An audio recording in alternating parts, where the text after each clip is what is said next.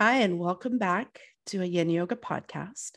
If you're new around here, my name is Nick Danu, and I am a yoga therapist, a yoga teacher, and a Yin Yoga teacher trainer, as well as a yoga business mentor.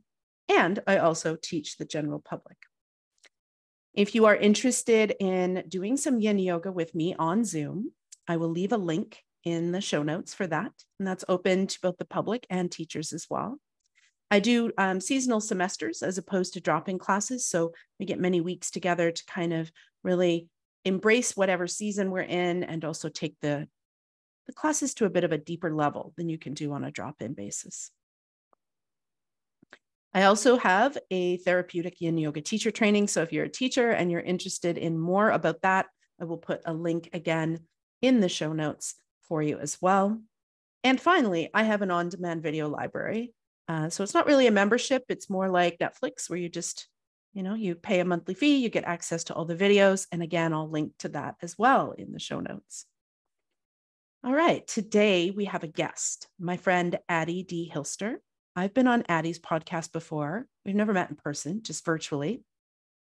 And I invited her to talk about mindfulness meditation and also how we can use mindfulness in our Yin practice.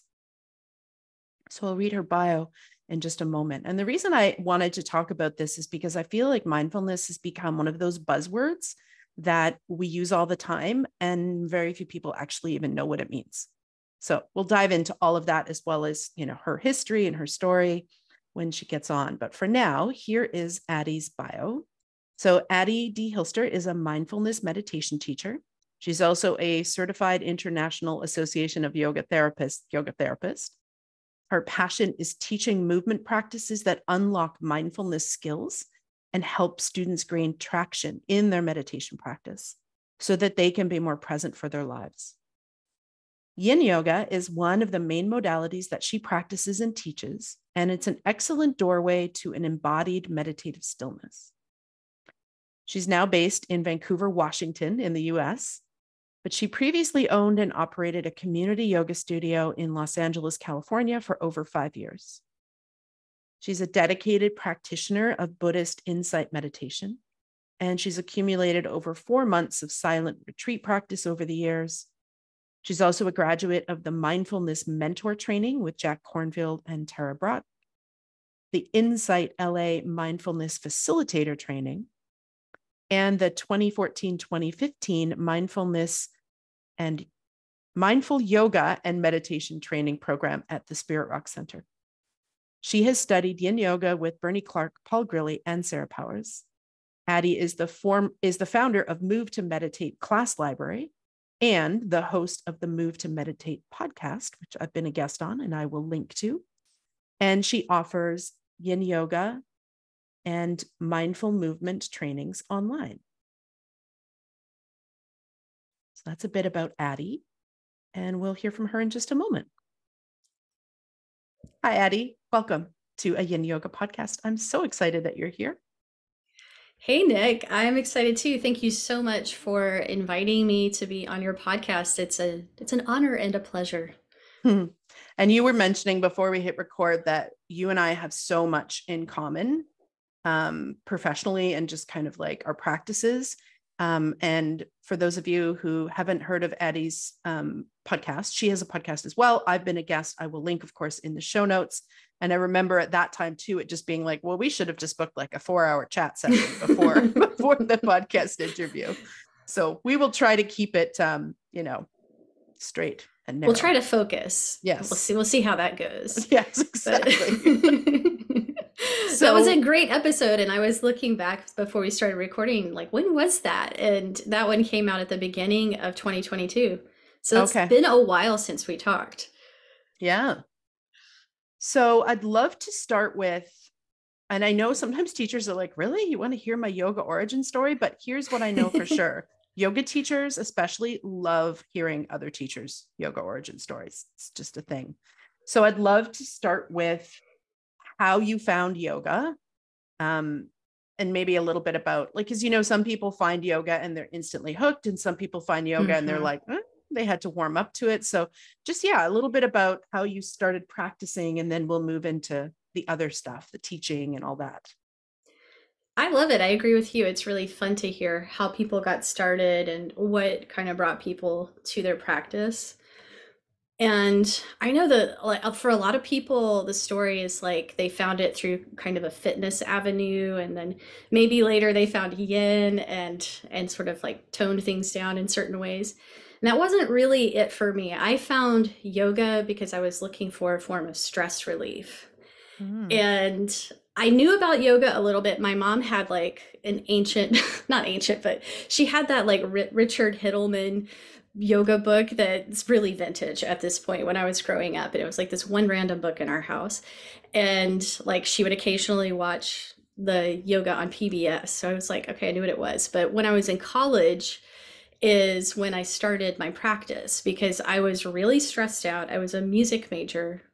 I was studying flute performance. Being a performer was very stressful. And I was also like going through a lot of family conflict and just like figuring out who I was as a young person. I was like dealing with like the religious beliefs I grew up with and what I wanted to do with those going forward as an adult. And so there was just like so much going on for me. And I was one day like stumbling through the music building, all stressed out, getting ready to like go into one of my classes. And I just kind of like flopped into the door and I was like, oh, I'm so stressed out. And this guy behind me, who was this like chill dude, he was like a jazz studies major. And he was like the guy who would sit outside the music building and roll his own cigarettes. And he's like, he had a whole vibe. This guy was like, dude, you should try yoga. And so I was like, you know what? He's right. And so I did. I went back to my job at the music library where I had access to a computer because we're talking 1998 here. And I got online and went to the 1998 version of Amazon.com and found like that Rodney Yee, Patricia Walden Gaiam video. It was a VHS tape and I ordered that. And I started doing that practice and it became like an instant love affair. And I did it every day for a really long time. And, you know, say what you will about like doing yoga on a videotape, but it was very transformative for me. And I didn't really have access to like live, like in-person type classes where I was at that time. So that was really how I got started. And it just never left me. It's so interesting that it was 98 because that's exactly when I took my first class was 98 too. Yeah. I love that. The fact that the guy called you dude, first of all, that's so, was this in California? No, this was in Tuscaloosa, Alabama, which is why in 1998, there weren't other yoga classes around that I could just like pop into, you know, wasn't in California at that time. And just the fact that, I mean, I'm picturing you, you know, falling against the door. Oh, I'm so stressed.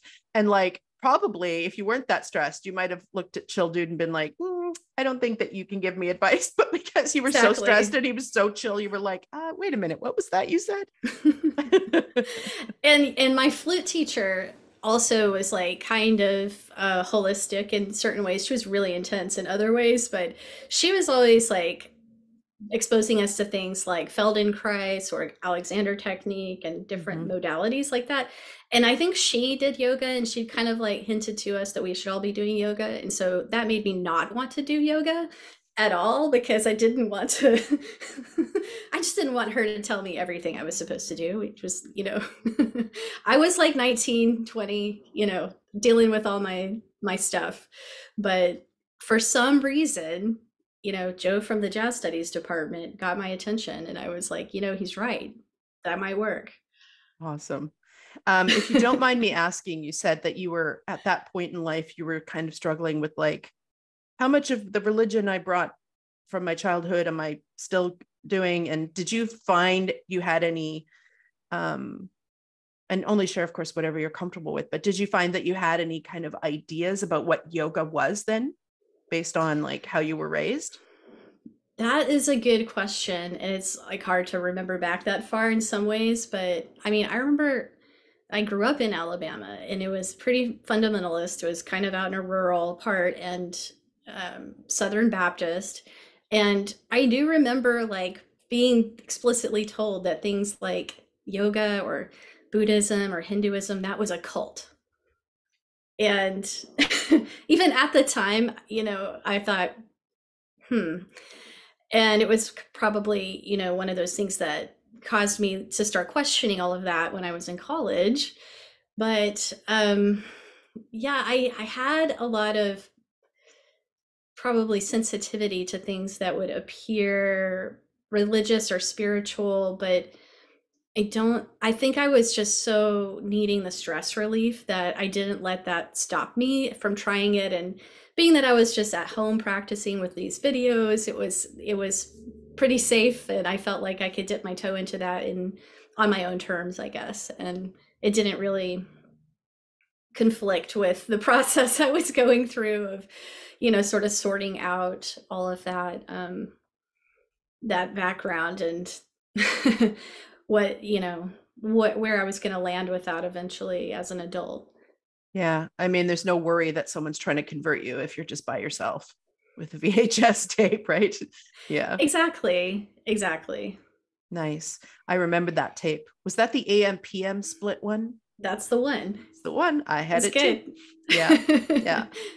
Yeah. So then how long did you kind of practice yoga? I mean, you said that you were a musician. That's what you were studying. And so where did you move from, I practice yoga for stress relief because I'm in this intense program, to maybe I want to teach this stuff? It didn't occur to me until much later that I could teach yoga. When I took my 200-hour teacher training, it was like 9 years later after I had started yoga. It's almost a decade, partly because it just didn't occur to me that that was something I could do. But it's really interesting kind of how those like music worlds and yoga and meditation worlds intertwined even early on for me, because I had this pretty major repetitive stress injury that happened late I think it was when I was in graduate school. But basically, like the ulnar nerves in both of my arms got nerve damage from practicing too much. And it was just like achy nerve pain, unrelenting for like a couple of months. So I couldn't practice at all. I mean, this is all part of why I'm not a professional musician, but the only thing I could practice was breath. And I had Donna Farhi's breathing book, and I would just do breath exercises from that. And at the time I was like, this is my flute practice, but it was also kind of like, it was pranayama, and it was the beginning of my meditation practice. And I think at some point those things just flipped, where it stopped being about like, I'm doing this for my flute performance, and it became its own thing that was meaningful as a practice for me, ongoingly. Yeah. So walk us through the decision to take your first teacher training. How did that come up? Yeah. So that was, by then I was in California. I was in Los Angeles. And like after all my music training, the way I found my way into the professional world was through the nonprofit arts world. So I became a grant writer.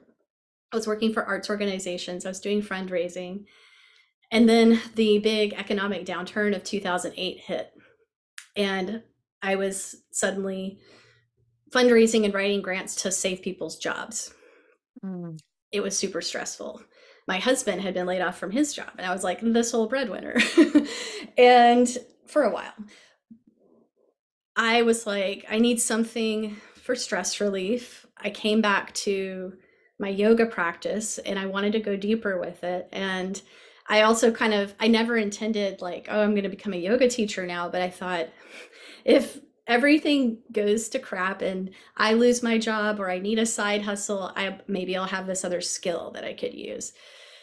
So I found a 200-hour. I didn't do that much research, but I got lucky, and it was a good teacher and a good group of people. And I took my first 200-hour teacher training, and that would have been 2009. And then did you start teaching immediately when you graduated? Yeah, I started teaching a little bit. I was still working full time. I started a yoga in a park class that was free, and it was just like four of my friends at first. And I was just trying to continue like building my skills and get comfortable teaching and cueing. And like I teach so different from that now, but it was just, what I knew at that time. And I was just going to do it like once, and then we did it. And then the people who came were like, can we do this again next week? So then it went on for a year and a half. Nice. But it gave me a lot of confidence, and it emboldened me to start looking for other places that I could teach and kind of like keep growing that. I want to highlight two things that you just said in case there's any new teachers listening. One, you said you just started teaching. You got to get out there. You were just like, okay, well, I'll just do it in the park. That's free. I don't have to go to a studio and add my resume to the pile of gazillion that they already have as a new teacher. I can just start teaching. And I love that you said you were doing it to hone your skills. And then I also loved that you said you teach very differently now, because anyone who's been in the industry for years and years and years, you will look back at your first teacher training and your first teaching and go,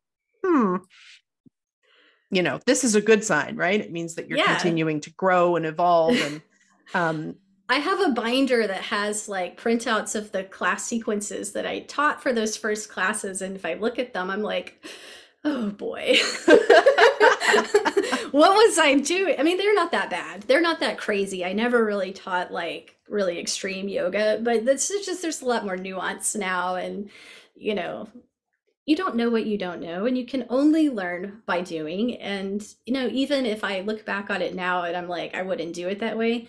Hey, the people who came enjoyed it and benefited from it. So, And you don't know until you literally just put your toe in the water. Like because you've only taught other teacher trainees in your teacher training and worked with your own body. You don't know until you start working with different bodies. Like, those words I said, they showed up differently in like 6 different people. Either they didn't quite understand what you meant, or you have a wake-up call about what the average person's body is prepared to do compared with a room full of yoga teacher trainees. There's a lot of learning there in the very beginning when you kind of get out of the training bubble and start to teach. Yeah. And what happened to me was that people were drawn to my class who had different, body things going on. Like one of my very early students had MS, and another one had a hip replacement. And so very quickly I was like, oh, I need to learn more, because I want to make sure that I'm teaching in a way that's appropriate to all these students. So that's what started me down the yoga therapy path. So was that your next teacher training after your 200? I think my next one was when I went to Vancouver, Canada, not the Vancouver I live in now, Washington, to do Bernie Clark's yin yoga training. Yeah. I did a big road trip from just across the pond from me, just over there. Yeah. Yeah. Good. And that was his 50 hour, I'm assuming. Yeah. Back in 2011. Okay. So you did, Bernie's training, and you added that to your 200. And then what came next? Was it more yin training or yoga therapy, or kind of at the same time? I think it was kind of a little at the same time, but probably the next major thing really was probably my 300 hour with Leanne Carey, which was all yoga therapy. So, okay. Yeah. And she was a great teacher. She's still around. She just doesn't, I think she's kind of considering herself retired from teaching, but I learned so much about propping and working with the body and developing my eyes and my cueing and just, so much more about how to teach asana well. And Jules Mitchell was on the faculty of Leanne's training at that time. Brilliant. It was kind of before she wrote her book. And so I got to know Jules through that. And then, later kept studying with her as she developed, a lot more around yoga and biomechanics. So this was you said it was a 300. So it wasn't kind of like the full 800 you would do for the Yoga Therapists Association, but it was before that. It was already leaning into this kind of more therapeutic way of teaching. Yeah. Yeah, it was before IAYT set up those standards. And so when they did that, I went through the grandfathering process and showed them all the other, that program and all of the other therapeutic programs I had done. And I had to document like all the therapeutic classes and private sessions and things I had taught. And they accepted that, gave me the credential. So I considered doing that option. The reason I didn't was twofold. One, because I was at a point in my life, well, it was my midlife crisis, where I had moved to the island and I had been studying Chinese medicine and had realized that after 3 years of that like, I love this medicine, but I don't want to put needles in people. Oh, yeah. And so I was like, okay, we're going to withdraw from that program. So I took all of the foundational stuff that you could and I took the first needling course and dropped out partway through. It didn't gross me out or scare me or anything. I just was like, I just kept wanting to put my hands there instead of the needle. So it became clear that I'd gotten what I needed to from that. And then I started I had been looking at yoga therapy programs for a while. So one of the reasons I didn't grandfather was because like, I actually really, really wanted to dive super deep into like full-time study. I'm such a nerd. And, when you've already got like, essentially I already had 800 hours before my 800-hour yoga therapy program. It was like, well, where do I go from here? This is the only, in Canada anyway, I know there's a master's in yoga therapy in the States, but there isn't one here. So it was like, this is the only next level thing that I could do in a really intense kind of immersive way. So I wanted to do that. And then also the other reason is I was like, there is no way I can track back all of the privates that I've done like at the time I went to my yoga therapy program, I'd already been teaching for like 15 years. So I was just like, I can't go back 15 years and track down. So I was just like, forget about it. We're going to do the program. Yeah. Well, and I might have done that as well, like gone down that path of taking a 800-hour yoga therapy, but I had already done a second 300-hour when I did the mindful yoga and mindful yoga and meditation training at Spirit Rock, which was like a 300-hour training. And it was, I did that because I wanted to really like dive it more into the meditation and mindfulness side. So I already had, my feet in a few different pools, and I didn't, have the resources or time to, go into like it's expensive. Like it's crazy how many trainings I've done, and you just have to start picking and choosing. Advice to new yoga teachers, like yes, because I think a lot of times anyone who's probably listening to this who's not a yoga teacher, the expense is double because you're paying this often quite high fee for the training, but you also can't be working while you're in the training. So it's like you're losing income and so it's hard to, I'm sure anyone like yourself and me that are just total geeks when it comes to this stuff, like, if I won the lottery, I would have certifications in freaking everything, but yeah, we, like you said, we have to pick and choose.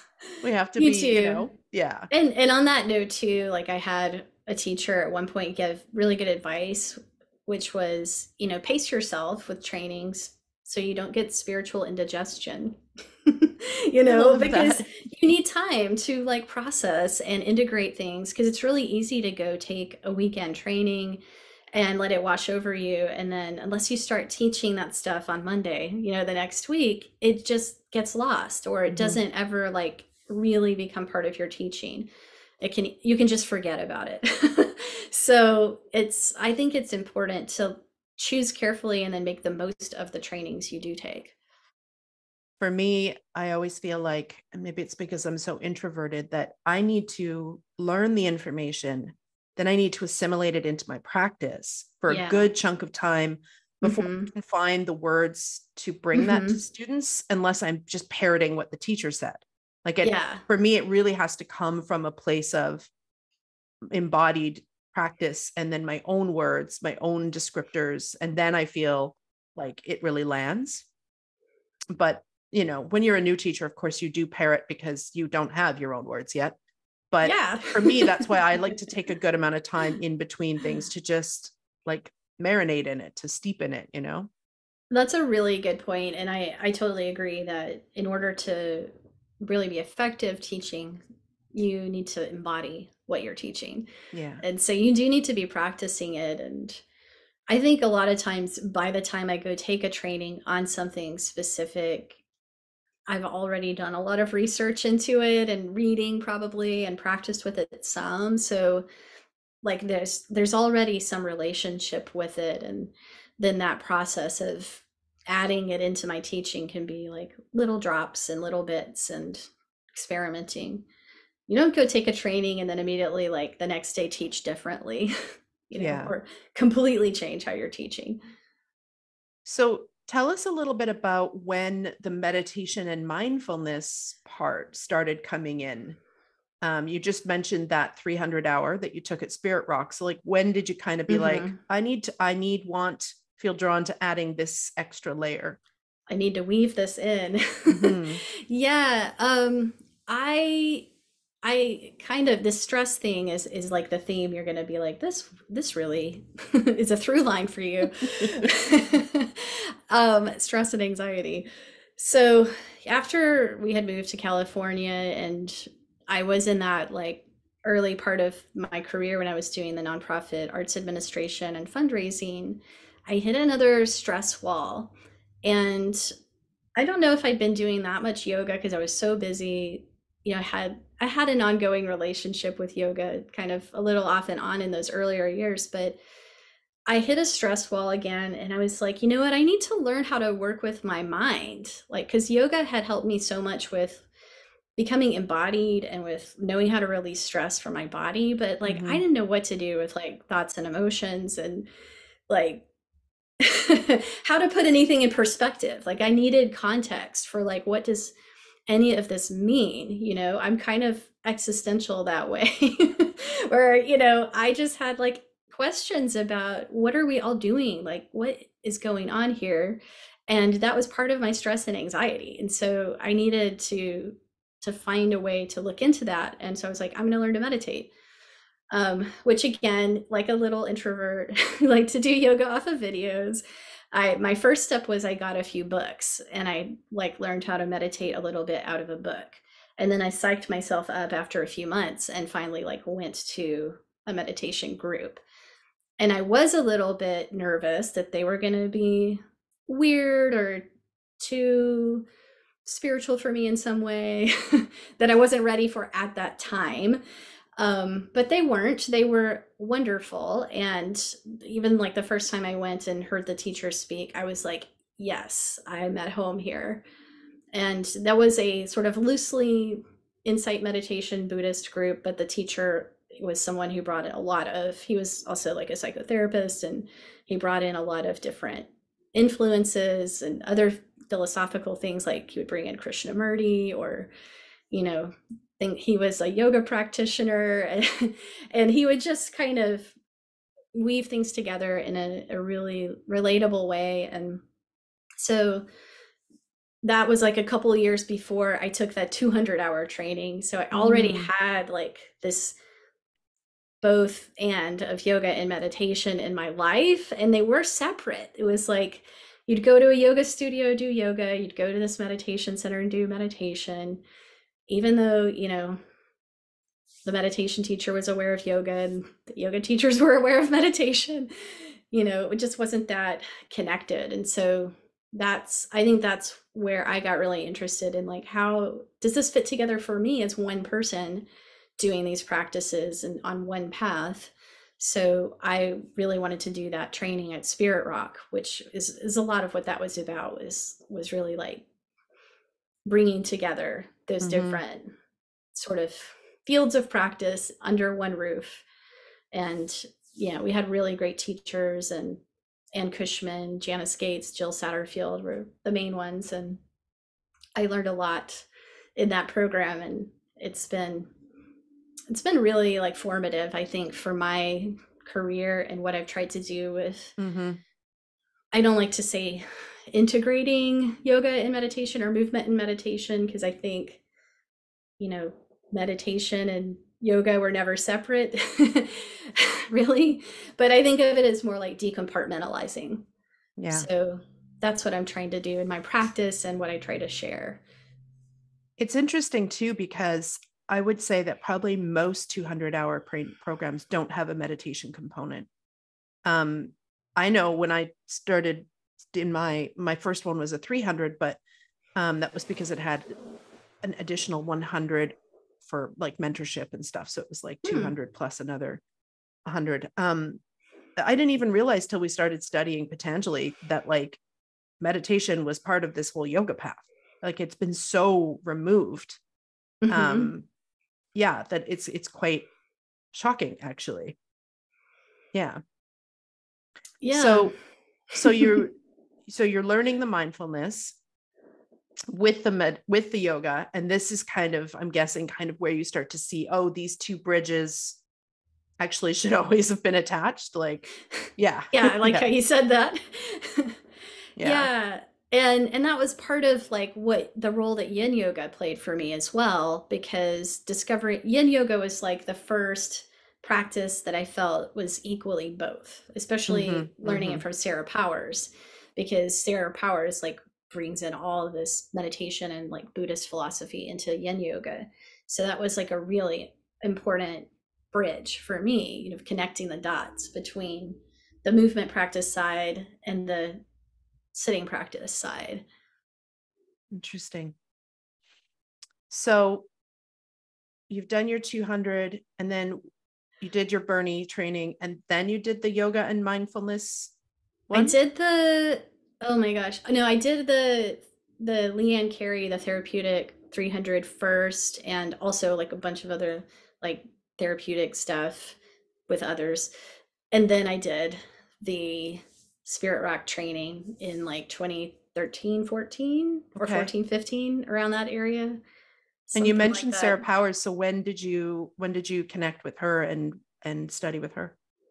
I have done a few retreats with her and workshops and things when she would come around LA. I went to a retreat with her at Land of Medicine Buddha, which you were talking about before we hit record, which was a very powerful retreat experience for me.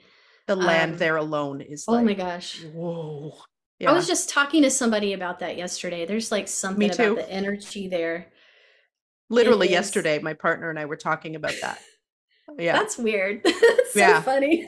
Well, we had anyways, I digress, but we'd watched this silly, fake documentary horror movie. And we were just talking about how I was just saying that, as much as I didn't believe the documentary, the horror movie thing, I was like, but I do believe that like the land can soak up the energy of whatever's happening on it. So, if there's lots of prayer, if there's lots of mantra, it's like I said, I feel like those of us that are open to it or sensitive to it can feel it. And from the very first time I stepped on the property at Land of the Medicine Buddha, I was like, oh my God, this is home. Like, I was just like, can I live here? Yeah. I literally was just talking with somebody who got back from a retreat there and was like, oh my God, that place is so powerful. So you did a couple workshops and retreats with her at LMB. Nice. And then you also said you studied with Paul. Yeah, they did a really cool retreat together at Esalen in California in like 2018 or something like that. And it was a really rare thing for them to both be teaching together. And it was like Paul and Susie and Sarah and Ty. It was like all four of them. I remember that. I didn't go, but I remembered when they were emailing about it. Yeah, I was so lucky to be able to go to that one. And it was good. Cool. Very cool. So one of the reasons that I really wanted to, other than just nerding out with you, of course, which is always fun, that I wanted to bring you on is to talk about mindfulness and like in general, and then also like, how does it show up in a yin yoga practice?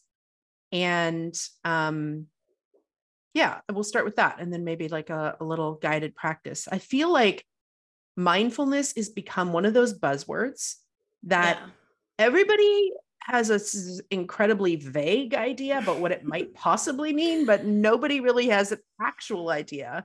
And I feel like this happens so often. I'm just going to say in the West, because it's easier than saying like, you know, Canada, the US, Europe, et cetera, et cetera.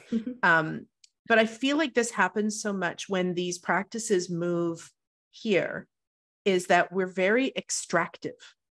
We really like to take some of the things and leave the rest of the things. Like take what serves us and then like, oh, forget about all the rest of that business. I mean, you can see it in yoga teacher trainings as well. That example of like, where's the meditation? Where's that, you know? Yeah. And so I feel like the word mindfulness at this point has been so far removed from its original Buddhist teachings that people have this vague word idea about what it means. Like corporations use it and athletes use it. And like, it just is become this sort of buzzword, but that if you ask people, unless they're in those circles, they like, even if someone were to ask me just like off a drop, like define mindfulness, if I wanted like an actual legit definition, that would take me a minute or two, you know, if I wasn't prepared, you know? So I'd love to get like a legit definition and like, you know, just kind of something that's not been so extractive that it, you know, like a little bit of its origin and what it actually is. We can maybe start with that and go from there. I love to talk about this because like, you're so right. If you were to go Google mindfulness or do like click on the hashtag for mindfulness on Instagram or something, you're going to get a wide range of things because it does have this like kind of general meaning to people, and they kind of think of it as being like thoughtful or, you know, not forgetful or something like that, you know, kind of aware. And it's in the ballpark, you know, but, you know, it does have a more specific meaning because mindfulness meditation is a specific kind of meditation, and mindfulness with a lowercase m, right, is like one of the aspects or qualities that we would develop in a practice, which we would develop in formal meditation, but we would also use in the world, right, in less formal contexts. So one of my just favorite really quick definitions is mindfulness is attention with intention, which doesn't capture all of it, but it's easy to remember, you know, attention with intention. We have to be mindful on purpose. You know, also remember mindfulness takes place in the present moment. So, you know, it's not when our mind is wandering into the future or stuck back in past memories. Mindfulness is us being present in this moment. You know, it's a certain way of paying attention. And it's non-interpretive, or often people say non-judgmental. It's being aware in a really clean way where we're not leaping into like what we think about that or, you know, our interpretations of what that means. We kind of set aside some of the meaning making and just try to experience things as they are and learn to be with things as they are in the present moment. So that's a little wordy, but that's how I would explain it, you know, and it goes back to, it's a translation of a word in Pali, which is sati, S-A-T-I, and Pali was the language that early Buddhist texts were written down in. In Sanskrit, mindfulness is that same word, sati is smriti. And so it is mentioned in the Yoga Sutras too. And that word is much richer, you know, than what it would sound like when it's translated as mindfulness. Not really like mental exercise that people think it is, because it includes a lot of being aware through the body and through our senses, and heartfulness, you know, the kind of kindness and compassion that we need alongside of the awareness. So that's a start of a definition. What would you say the difference then is between mindfulness and awareness, or is it like same, but different? Yeah, it's semantics because it depends on how, in like what sense are you using the word awareness. And I'm intentional about how I use the words awareness and attention, because I think of awareness as more like our capacity to be aware, or capacity to know, and attention is like how we like focus in on things and how we move our attention around. how we place our attention with intention, mindfully. Mm-hmm. So mindfulness encompasses all of that. Mindfulness is kind of like more of an activity, and I think of awareness as more like a capacity. Interesting. I'm just thinking about my languaging when I teach, and I almost never use the word mindfulness. And I think that's because it has become such a weird cliche that no one understands. So I use the word awareness or notice or, a lot more. I think just because, I don't want to get caught up in these buzzwords that I would need to define before the class, Yeah, and I think awareness can totally mean that as well. It makes total sense in that, using in that context. So it's just, again, the semantics and trying to use the language that will be actionable for our students. They can actually take and understand what we're trying to get them to do.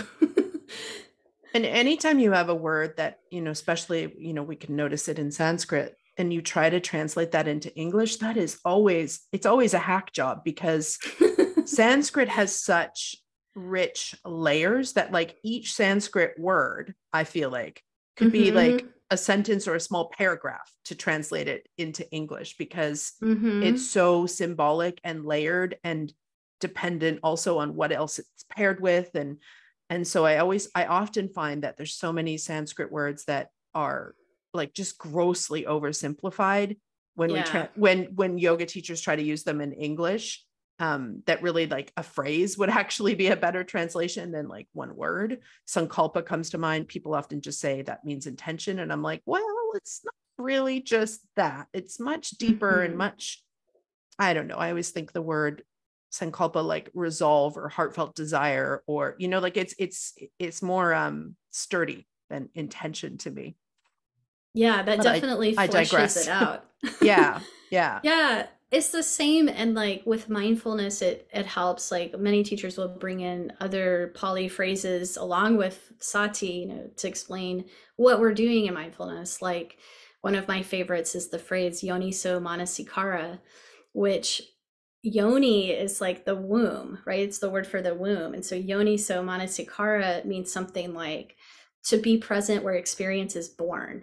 That's beautiful. And I think it's a lovely way to think of mindfulness, right? To be with experience as it's arising.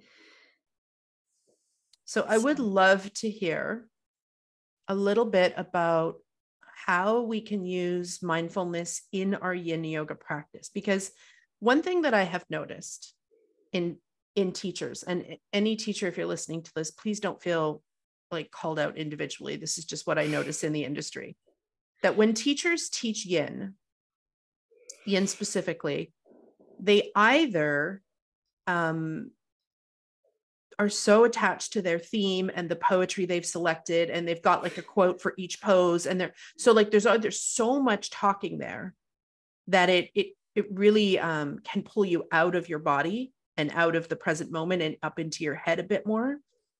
So I find that that's kind of one thing that goes the other way. And then the other extreme, I find, and usually teachers will say, well, I do that because people have trouble dealing with their mind. So I'm trying to, I guess, help them. To me, it just feels well, are you trying to entertain them to get them more comfortable? Because a certain amount of yin is being uncomfortable, mentally, learning how to work with that. Yeah. I feel like that's kind of one extreme, but then I feel like the other extreme sometimes is when teachers don't address the mind at all. Yeah. So you have brand new people coming to yin, and they usually do a really active practice, and now they're sitting and they have to be still and quiet. And you've never even told them, by the way, there's some shit that's going to come up in your mind while you're doing this. And so you can just see that they get they're so uncomfortable. They're so fidgety. Sometimes they're looking around the room, is everybody really still doing this? And I found that even just discussing the fact that the mind is busy and that this is human, and giving them some tools like mindfulness, already, then you can stop talking so much, because you've given them a framework of first of all, you're not the only one in the room with the circus going on in your mind, because that's what I used to think. In meditation, everyone else looks so peaceful. Right? When I first started meditating, and thank God I'm tenacious, because I started meditating because I was now a yoga teacher. And I thought, I don't think I've got any cred if I'm just doing the physical. I'm not meditating. So I started seeking it out. And of course, Buddhist temples are the natural first place to do that. And I probably went to 6 or 7 different registered beginner meditation series. And I would try one and be like, that wasn't it. I would try another one. Nope, that's not it. And I just kept going. And it's because nobody told me that my mind was going to be busy. So I thought that everyone else in the room was getting it, and that this style of meditation just wasn't for me because this circus was happening. And it wasn't until my very last meditation teacher, which is why he became my last meditation teacher, said, and if your mind wanders away into thinking and planning and all these things, this is normal. And I was like, shut the front door. You mean other people are experiencing this? Like, I thought it was just me. So I always address it in my yin classes, especially if someone's new, but then you can't just say, by the way, your mind's going to be busy and have fun with that. Like, so how can we use mindfulness, like in a really kind of concrete way, like while we're practicing? I love that story so much. And I can relate to it.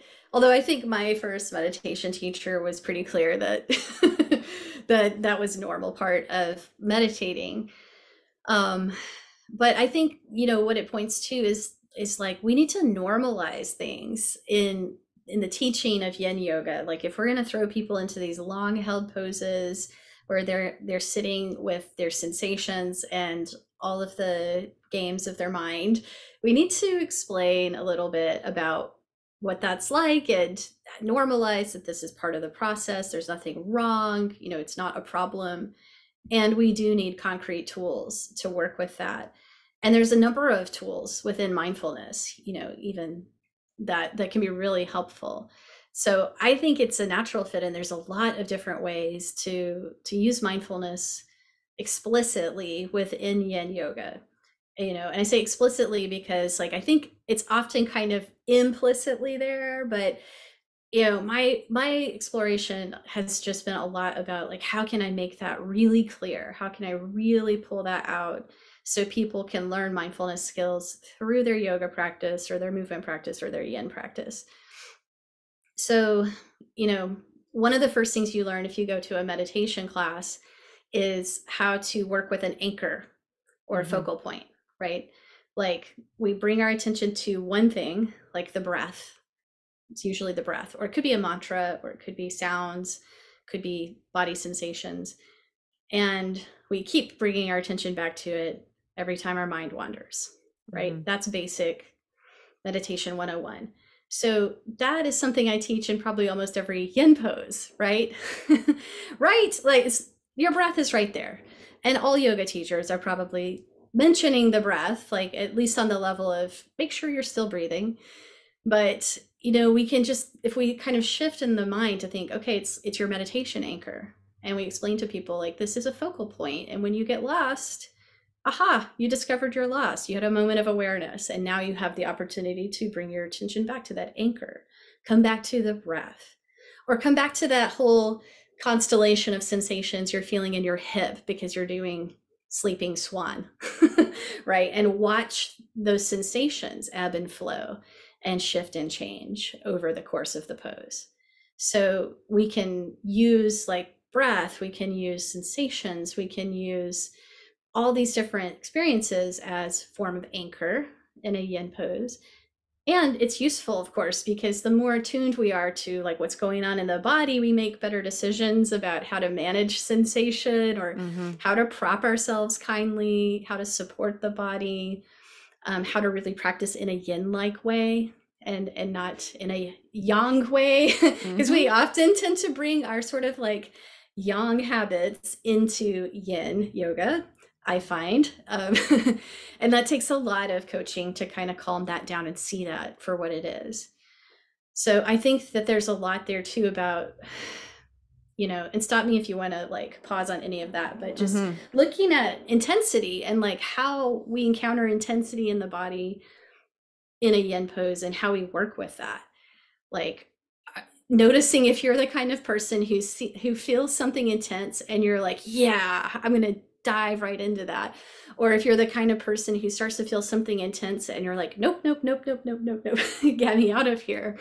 Right. And so like yin yoga is a really good laboratory to play with that and to sort of like go a little against the grain of your natural tendency. Safely and in a titrated way, and to just learn a lot about yourself and notice the ways that might translate off the mat as well. I feel like, and almost every class that I teach that are drop-in, not with so I teach at the time of this recording, this could all change. COVID has taught me nothing. It has taught me that. Impermanence. Yes. But right now I teach 2 drop-in classes a week at a local studio. And so I may have people that have all done yin before, or I may have a mixed bag of experience levels. And so I usually check in with them at the start when they're lying in constructive rest and just say, if you're new to this practice, put one hand on your belly, just so that I know, do I need to talk a lot about the mind? Or is everyone here been in my class before and now they're going to be like, quit talking so much, you know? So I do that check-in, but I feel like having something that they can direct their attention to, like you said, like an anchor. And I do a few. Breath is obviously, really simple one. And discussing the mind. What is the difference, would you say then, between like a mindfulness meditation practice and like a concentration practice? Ooh, I love that you asked that. Because this is something I think is just like misunderstood a lot, where people often think that meditation is just the focusing part. And if you can't focus, then like, damn it, I can't meditate. Right? Kind of like you've experienced early on that like your mind was still going and it took a while before someone let you know that was okay. Right? Because so mindfulness does include that act of like gathering our scattered mind, which is a gentle way to describe what concentration is. I love that word, right? Gathering. That's so Ann Cushman, right? Collecting and gathering the scattered mind. Because sometimes we hear concentration, we think like, tighten up, try harder. It can be quite rigid, especially I find in Buddhist, some very traditional Buddhist practices, it can be very rigid. Yeah. Yeah. It can have that very yang tone to it. But, really mindfulness includes everything. In the Buddhist teachings, we talk about the 6 sense doors, which are all of our, sense organs, our eyes, our ears, our nose, our mouth, feeling through the body, and the mind is the 6th sense door, which is a very interesting, concept, but that we are to be aware of everything that's touching our consciousness through all of these senses. We're to be aware of hearing, we're to be aware of seeing, feeling, if we're eating, we're to be aware of the smells, the tastes, the flavors, right? To really study our experiences moment to moment, including all the really ordinary ones, because they teach us things about the nature of experience and our reactivity to it, right? So we can do this in our yin poses, we can do this in our meditation, but I think what's so important to realize, like with that, bringing in that more inclusive mindfulness view, is that nothing is a distraction. Nothing needs to be a distraction. We don't need to get caught up on like trying to get rid of our thoughts and thinking, I've got to focus. We need like a modicum of enough focus to stay in the present moment and to realize when we're lost, to come back and to be able to sustain mindfulness. But really the two work together so that we can actually take a good look at our experiences and actually learn from them and kind of notice things and have insights about them. So I don't know if that totally clarifies it, because it is a little bit of a subtle thing to explain, but I would just say mindfulness includes all of our experiences. It's experiencing that from the present moment vantage point. Yeah, I find when I was a new meditator, or when I have students that are new to the practice of yin or meditation, that actually having a little bit of structure with a concentration technique feels like it needs to be the entry point. Because I feel like because mindfulness is so expansive that it's so easy to quickly just get caught up in thinking. Mm-hmm. It's like, how is that different than letting my mind just wander right with whatever pings my attention? I remember my meditation teacher telling us, like, and my primary, one of the primary styles that he taught us was like a Zen style of meditation. And I remember him saying, like, you know, we were doing breath counting and him saying, like, eventually that naturally falls away. So don't, like, it's a useful tool, you know, to help in the beginning when your mind is literally like going everywhere. But like, once you have that sense of kind of, my mind is now focused on this one thing, then it can move to something a little more subtle. And then you have the space to kind of be a little bit, to almost open it up a little bit more into something like mindfulness without being as pulled away constantly into thinking. Yeah, we need this stability of mind in order to sustain the mindfulness. Otherwise, it just becomes like how our mind normally is, wandering around and getting lost in everything, you know, all the different shiny, bright little pop-ups and thoughts that come around. You've mentioned like this kind of practicing yin and meditation with this kind of yang energy a couple of times, which that could probably be a whole podcast on its own. Oh yeah. But this is one of the things that I try to instill at the beginning when we're talking about the mind in my yin classes, is that I truly want them to try, if they can, to find what the Buddha would have called the middle way. Like, yeah, we're not so unconscious of our mind that we're just thinking and planning and list writing and analyzing and ruminating and criticize, like all of that stuff, and just letting our mind run into that while we're making some shapes with our body. Because, and I usually crack a joke, because let's face it, we're all already experts at that. Like, we don't need the practice at like the busy brain. Nor do we want to be, because our culture is so hard on people. Yeah. You know, everyone's not doing enough. They aren't enough. They're competing, they're striving, and that's really hard to shut off. You know, I often make jokes about, for those of you like myself that are recovering A-type personalities, like, we need to dial it back a little. And so I'm also keenly aware that if you give certain people like too concentrated of a technique, that then this becomes a competition, you know, or one more way to be hard on themselves or to criticize themselves. And so I'm always trying to get them to find the middle way there, where it's like, I'm not going to let my mind run on abandon and just do its thing, wreaking havoc on, you know, when I notice that happening, I'm going to guide it back, but I'm also not going to be so rigid that I'm being harsh or critical with this technique. And so I feel like finding that in between for me does feel like mindfulness. It's like, when, because concentration is a good foundation, but it can become, like you said, a bit intense if people are already predisposed that way. Noticing how a technique is working for us is definitely part of a mindful process, right? Being aware of ourselves. And, you know, we can be aware of thoughts without getting lost in them. And we use tools like noting sometimes, like noting thinking. Oh, I just noticed I was supposed to be following my breath and my mind is thinking again. Or we can even be more specific, like planning. I'm on planning mode, or worrying, or judging, or wanting, or, you know, whatever the flavor might be of the thinking, you know, to notice that. And we can notice different sort of states of mind, like restlessness or fuzziness.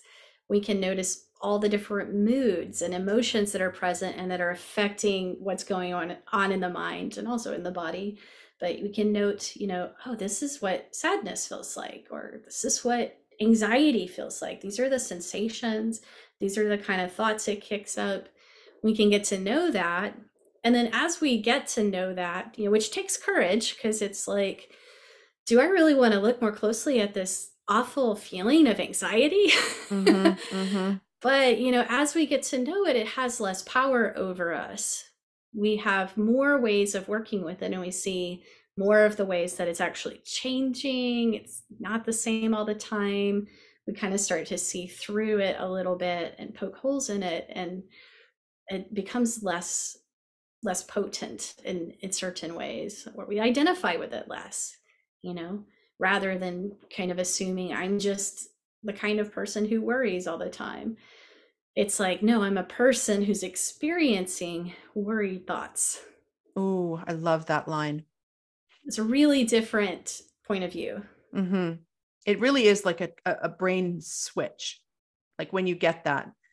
And then hopefully that starts to infiltrate your life when you're not on your yoga mat.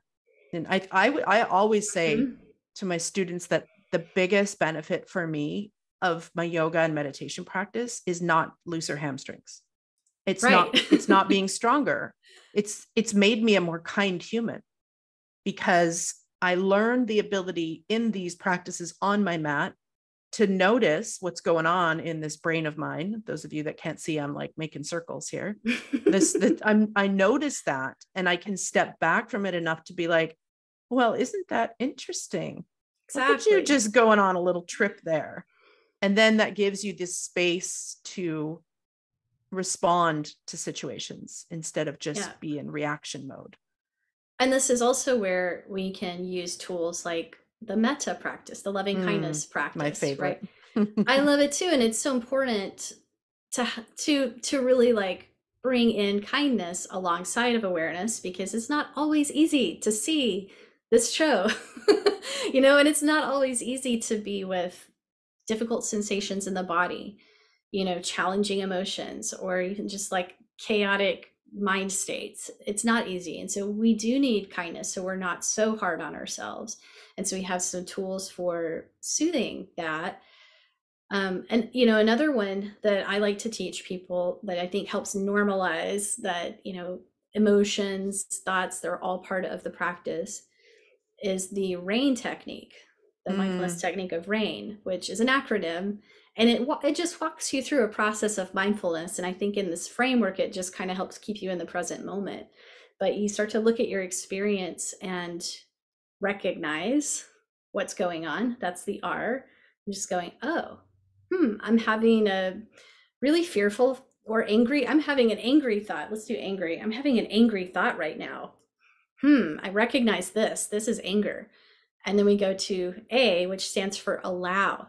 And okay, instead of trying to get rid of this anger, tell myself not to be angry. I'm going to be like, I'm going to relax. It's okay. I'm angry right now. I'm allowing it to be here. And now I'm going to investigate it. That's the I. What is this like? This is kind of uncomfortable. And I feel like my shoulders are tightening. My jaw is tightening. My stomach's clenching. I'm making fists. And I'm writing an angry letter to my congressperson or whatever it might be. There's a whole script going. There's a whole bunch of things happening. I'm warm. My face is turning red. Whatever it is, the sensations, the mental activities, we're looking at them more closely. We're just like kind of making a catalog of what is that? And we're investigating. And then we go, okay, not identify / nurture. Some teachers teach it as not identify, and some teach it as nurture. I like both. So it's a RAIN with two N's. But not identify means it's like, don't take it personally. This is just something that's moving through you, or this is a natural part of being a human to sometimes be angry, right? I'm not an angry person. I'm a person having an angry moment. And the nurtures where like maybe the metta phrases would come in, or some self-compassion, or just like a soothing touch, like putting my hand on my heart, or, something that helps me to feel like held in that experience. And you take yourself through a process like that, it really does change the experience of whatever it was that you were working with, and helps you to be with it without completely getting swept away by it. So I find that really useful to introduce as well in a yin class, because it gives like that structure. I love that. I've heard Tara Brach say that a few times, but I don't know if it's actually really originally hers, or if it's, but anyways, I remember the first time I heard it, I was like, this is a game changer. Yeah, she's definitely the most known for that practice. I think someone else may have originated, but she's done a lot of teaching around it. And I think she's done a lot of developing of that technique over the years. So it's such a useful practice. And I feel like of course, metta is, again, could be a whole other episode in the future. Yeah. It's a beautiful practice. I use it a lot in my yin, especially if I'm dealing with a lot of really A-type people. I'll just use the first part, like the self metta, because I feel like people are so critical of themselves, Yeah. How would you feel about maybe giving us a little sampling, a little guided, like just a shorty little mindfulness practice while we're here? I would love to. Great. So what I think I'll do is, since we were kind of talking about how mindfulness is a little different than concentration, maybe we'll do a little bit of mindfulness of hearing and then some mindfulness of some body sensations. Okay. And so for those of you, if you're listening to this driving, just please keep your eyes open. Yeah, pull over if you can, or keep your eyes open and come back to this part. Yeah. Come back to this later. Yeah, you could probably do hearing while you're driving, but don't stop seeing. Don't run any lights. So wherever you happen to be seated right now, just let yourself find a comfortable position. It doesn't have to be anything really formal or special. You can keep your eyes open and gazing softly ahead at nothing in particular. Or you could let your eyes close if that helps you feel a little more present. Just make any adjustments so the body feels supported well.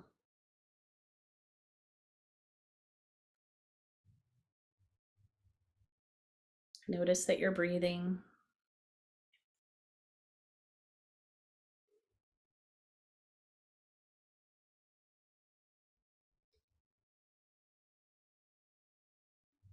And then let yourself become aware of the sounds in your environment.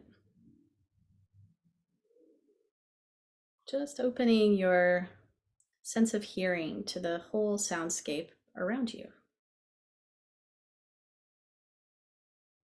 You might be in a fairly quiet space, but see if there's anything to hear really up close to you, like maybe your own breath.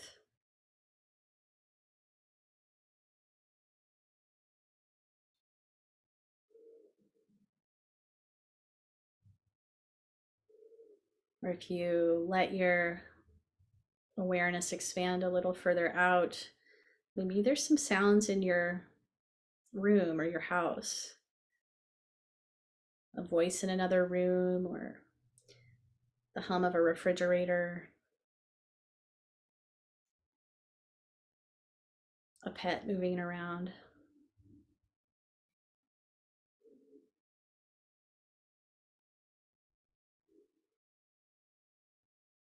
As you hear a sound, if you like, you can use a mental note just to acknowledge it. You can sort of say to yourself, hearing. Hearing, this is what it's like to hear.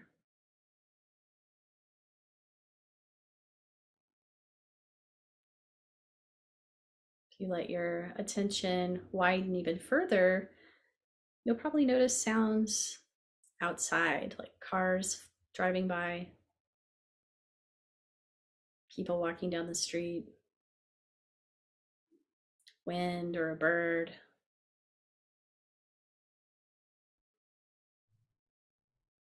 You don't even need to know what the sound is. We don't need to interpret it or make meaning out of it. You can just note hearing.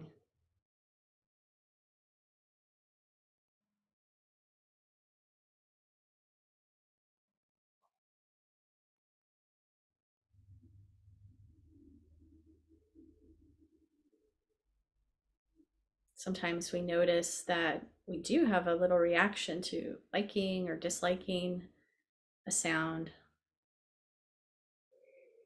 And so don't be too surprised if you catch your mind going into an opinion about the sound or starting to think about what you're going to do about the sound.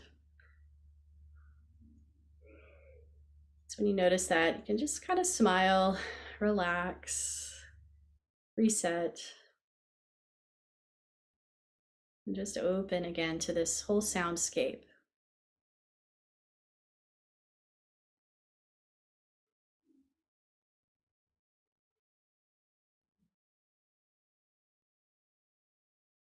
vibrations shifting and changing, arising, passing.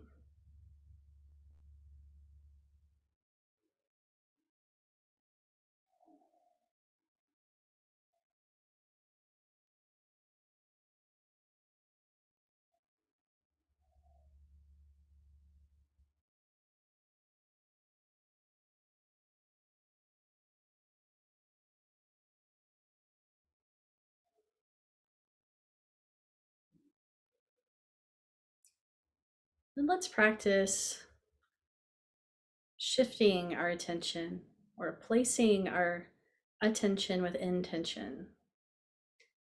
See if you can take your attention into your right hand. Now, if your right hand is painful today, choose a different body part. But if your right hand is feeling fine, just see if you can become aware of the sensations there. There might be a little bit of sensation, there might be a lot. It's more about the act of observing than how much sensation we actually encounter.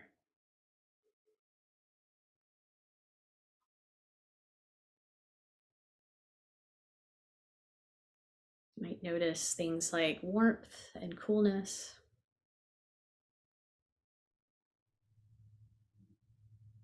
A feeling of whatever your hand might be resting on. That sense of contact.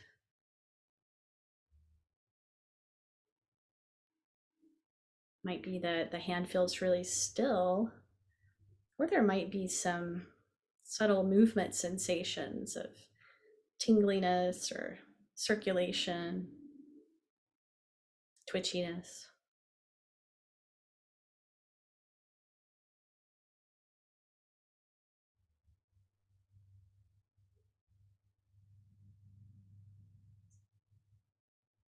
Just letting these sensations be what they are, shifting and changing,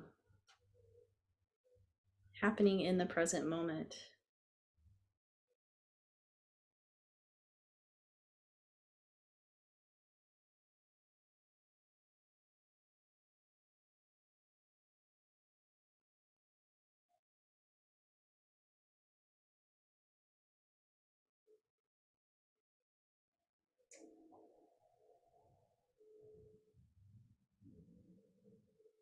And then when you're ready, you can open your eyes if they were closed. And we can all kind of look around a little bit, take in the space you're in, mindful of seeing, and maybe noticing if you're seeing your space in a fresh way, even if it's a pretty familiar room that you're in. Thanks for letting me offer that little practice. Oh, love that. Thank you. I feel like that might be a good place to start to wrap up. But before we do wrap up, I have a few icebreaker questions or rapid fire questions. Yeah. I love it. Some of them are serious and some of them are light. So, okay. You know, the first one is coffee or tea? Why choose? Yay. Well, I would say coffee is what gets me out of bed in the morning. And we have a lot of good coffee here in the Pacific Northwest. Indeed. Yeah, so I love coffee, but I do also enjoy tea, all kinds of teas. And I tend to drink tea probably more like in the afternoon, unless it's too hot outside. It's funny. My answer to that is always like the very yin answer of like, yes, no, and it depends. I like that. Yeah. Favorite ice cream flavor? Oh, that's a tough one. I'm going to probably have to say, some classic variation of chocolate. Nice. But we've been working on this ice cream that we bought that is like chocolate and vanilla with a caramel swirl and little bits of waffle cone in it. And I have to say, when I'm eating that, that's my favorite ice cream. Yeah, sounds awesome. It's pretty good. One thing people often get wrong about me. My age. Oh, I would interesting. say. This is probably changing and will change as I continue to age, but throughout my life, people have often assumed I'm a little younger than I am. I mean, people may have done the math since we were talking about, when I did my practice and when I was in college and did trainings and stuff, but I was born in 1978, and that surprises people sometimes. Yeah, I get that one all the time as well. It's funny, my first, beginning of my life as a teen and kind of into my early adulthood, I tried so hard to look old because I was trying to get into bars. But I did the same, but it was more like I want to be taken seriously at work, and people just yes. think I'm like a kid. And so, but since then it's the opposite. So I'll see you're 78 and raise you 72. Is when I was born. And I get the same all the time. People are like, which, culturally we're taught to believe that's a compliment, but I understand what you're saying. Professionally, that can be an issue. Yeah. Or if you're like trying to rent apartments or, yeah.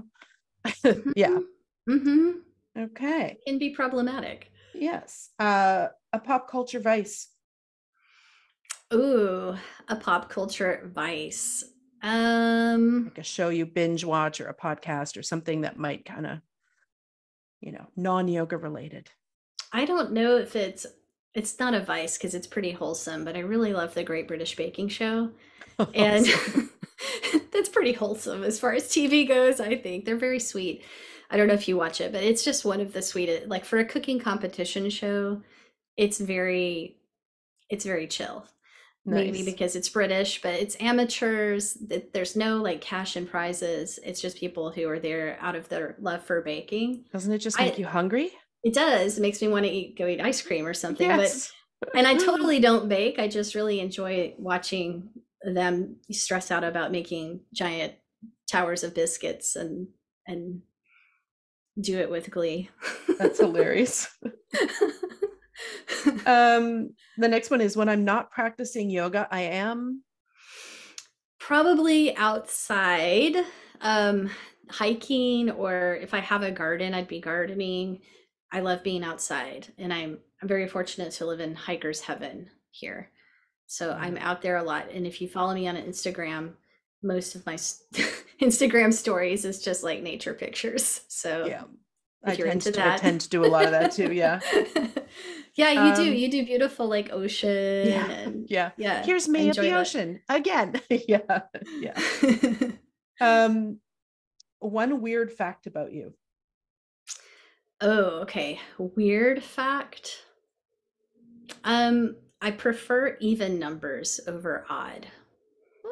Don't know what that's about, but I like if I'm adjusting the volume on the TV, I will make it on an even number. Interesting. And it's not like I can't tolerate it if my husband puts it on an odd number, but if I'm in control of it, it'll definitely go on an even number. That is so cool. It's weird. And yeah, I mean, we've all got these weird little quirky things, right? Yeah, it's weird, but it's normal. I mean, yeah. I don't want to say it's that weird because maybe that would be upsetting to somebody because I'm not judging it. It's a quirk. Yeah. What the world needs now is a lot more empathy and awareness. Mm-hmm. Good one.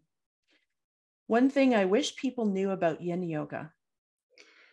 Oh, that it's just about a lot more than stretching. Yes. Yes. So many yeses for that. And then as we wrap up here, is there anything else that I forgot to ask you that you would like to add? Oh boy. I don't know. I think we've covered a lot of ground. Okay. Yeah. And of course, I will have links in the show notes to all your things, your Instagram, your podcast, your website. But just so people have a verbal as well, where can people find you? My website is movedtomeditate.yoga, and it has everything I'm working on and links to all of my class library. I do all my teaching online now. I guess one, so you were asking, if we didn't cover anything, it occurred to me like one major part of my story was that I used to own a yoga studio before the pandemic, had to close that. And then we moved here, and now all of my teaching is online. So that was a big part of my yoga life journey, running a yoga studio. And was now the closure, it's all online. Was it pandemic related, or was it before? No, it was in 2020. It was definitely pandemic related, because, so of course we had to like close down early on in the pandemic. I closed before, we even had to legally, because I was not comfortable, and also hardly anyone was coming. People weren't coming. Yeah. But, then we stayed closed, and, that went on for months and months and months, and we were teaching online, but we're paying for this space. And I don't know if people really realize that like business owners were paying for spaces that they weren't using. And it happened that our lease, it was a 5-year lease, and it was ending in December 2020. And so we kind of got around to that, near that point, and I was like, I would have to be really foolish to sign a lease right now, given, what things were like at that time. And so we had to shut it down. But things come around, and it actually freed me up to be able to move to where I live now, and I love it. And I really enjoy teaching online, and, being able to work with a lot of people from a lot of different various locations, not just all over the world, immediately around me. Yeah, exactly. Yeah, exactly. I think if people aren't in the yoga industry, they probably don't realize that a lot of studios are technically not non-for-profits, but they are non-for-profits, meaning like they're so close to the wire. That a closure like that is, in my little city, we've lost now 8 studios, and we're a small city. Like that's almost all of them. It's most of them. And some of them were landmark, had been around for a decade or more, like iconic parts of the community that just vanished. So it's been really rough on in-person yoga for sure. Totally. So I'm really glad that you took up the online. I also do the online and I do the in-person. And somebody asked me the other day if I could choose, and I was like, I don't have to. I can do both. Yeah, it's like coffee and tea. Yes, and please. Yeah. Okay, and even like as I was deciding about that, closure, becoming a nonprofit was one of the things I considered, because I had the nonprofit background, and like you said, we're not in this to make tons of money, and we do provide a public service, and that there could be a way of organizing things so that it would be like a legal nonprofit. Yep. But then I still just didn't think it was the right time, and that, it just didn't come together that way. So I used to have people ask me, would you open a studio? And I used to kind of joke that if I could find a business partner with the opposite skill set from me, that maybe, and I used to often consider the nonprofit model for sure. But then when COVID hit, I was like, hell no, I cannot imagine having to pay for a building for those large rents that you can't actually use. Like,